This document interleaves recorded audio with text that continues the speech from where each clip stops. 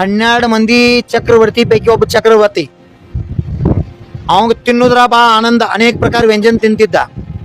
ಆಚಾರಿಗೆ ಬೋಧನಾ ಮಾಡಿದ್ದ.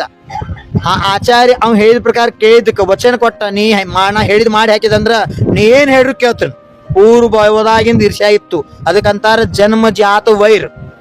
ಆ ಈರ್ಷ್ಯಾಲೆ ಆಚಾರ್ಯ ಅಂದ ಏನ್ ಮಾಡ್ತಲ್ಲ, ವಚನ ಕೊಡ್ರಿ, ವಚನ ಕೊಟ್ಟ. ನೀ ಹೇಳಿದ್ ನಾ ಅಡಿಗೆ ಮಾಡ್ತಾನೋ ಖರೆ, ನೀವು ನೀರ್ ಮ್ಯಾಲ ನಮೋಕಾರ ಮಂತ್ರ ಬರದ ಅದ್ರ ಮ್ಯಾಲ ಕಾಲ್ ಕೊಡ್ಬೇಕು ನಾವು. ಇವ ನಾಲ್ಗಿ ತಾಸ ಆಚಾರ್ಯ ಮಾತು ಕೇಳಿದ, ಹ್ಞೂ ಅಂದ. ಆ ಪ್ರಕಾರ ಅವ ವ್ಯಂಜನ ಮಾಡ್ದ, ಊಟ ಮಾಡ್ದ.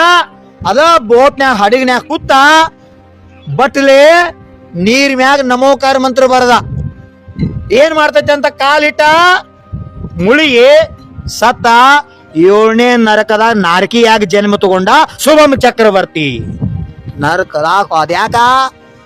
ನಮೋಕಾರ ಮಂತ್ರದ ಅವಿನಯ್. ಅದಕ್ಕೆ ರಂಗೋಲಿ ಆಗದ ಹಾಕಿ ತುಳಿಬಾರ್ದು, ಒದಿಬಾರ್ದು, ಅವಿನಯ್ ಮಾಡಬಾರ್ದು, ಶಾಸ್ತ್ರದ ಅವಿನಯ ಮಾಡಬಾರ್ದು. ಬಹಳ ದೊಡ್ಡ ಪಾಪ. ನಿಮ್ಮಿಂದ ಒಳ್ಳೇದ್ ಮಾಡಕ್ಕಾಗ್ಲಿಲ್ಲ, ಕೆಟ್ಟದನ್ ಮಾಡ್ಬಾರ್ದು. ನಿಮ್ಮಿಂದ ಕಸ ಹೊಡಿಗೆ ಬದ್ರಿಗೆ ಸ್ವಚ್ಛ ಮಾಡಕ್ಕಾಗ್ಲಿಲ್ಲ, ಐಸ್ ಕ್ರೀಮ್ ತಿಂದು ಕಸಾರ ಉಗಿಬಾರ್ದು.